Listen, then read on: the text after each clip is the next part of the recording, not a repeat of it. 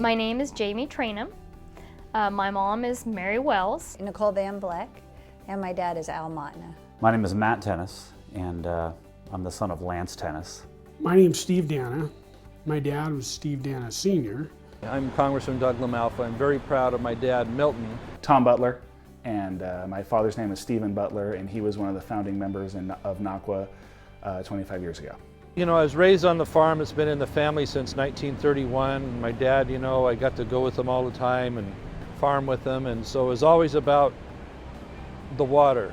It was all my mom talked about besides farming. My dad always, water was very high on his priority list of things that he was passionate about. He was very forward-thinking, and he understood on a very deep level the importance of water to what we did, which was farm, and organizing NCWA and being involved in water policy was just an expression of who he was as a rice farmer. He said, we are forming an organization to protect water rights, the water rights here in the North State.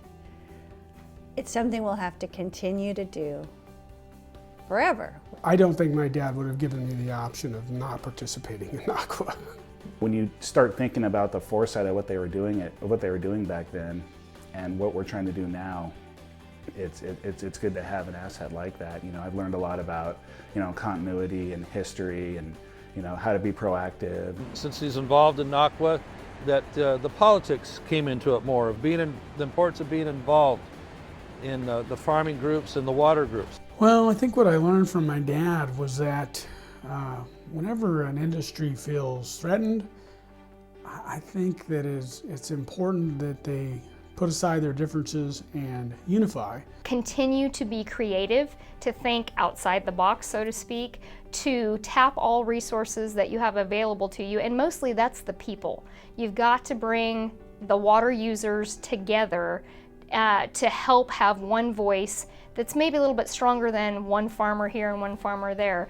The sheer number of people that live in the Bay Area and Southern California poses an existential threat to our water here in the Sacramento Valley.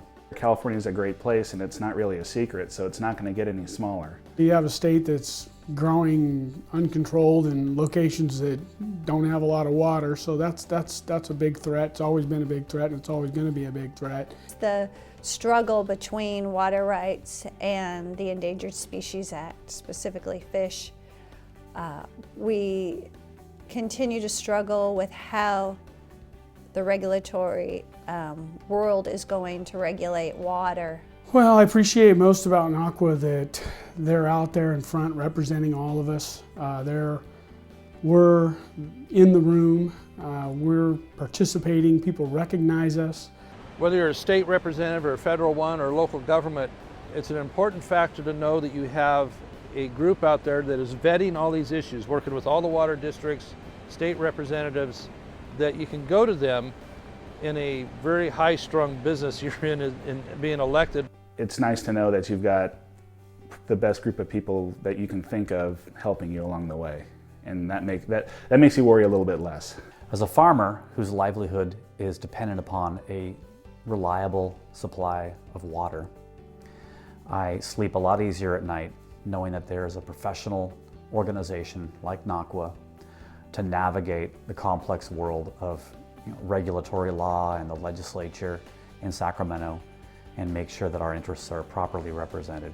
I'm really glad for my dad's participation. It's helped shape me a lot, and his friends and colleagues that have been on NCWA over the 25 years and the new generations coming forward, guys I went to school with that are shaping this policy. So I would say that was one of the things he was most proud of in his lifetime, that to be able to start an organization like that and to see it as far as he did, and I'm sure he'd be more proud if he was here today to look at it. But I'm very proud of it. It was a big move, and I remember going to some of those meetings and the passion and how all those folks were so passionate about the need to unify and the need to form this organization, and they were right, and thank goodness they were. They did a great job. it makes me very proud to be able to continue to do what I can to help Northern California water rights stay intact and stay solid.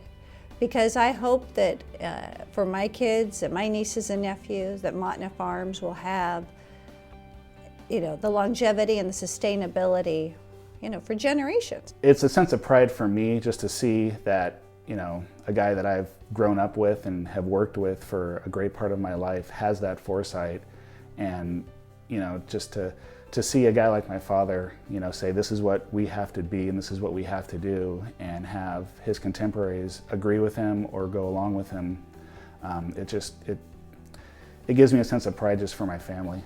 From her daughter's point of view, I was like, wow, she's come a long, excuse me. She's come a long way. I mean, NCWA brought the best out of her, and she gave the best to the organization. They modeled from day one for me what it means to be involved and get things done and take care of your interests and for those of your children and grandchildren. If I can be even a weak version of what they are with respect to leading my kids to understand some of these things, then I'll consider my life a success.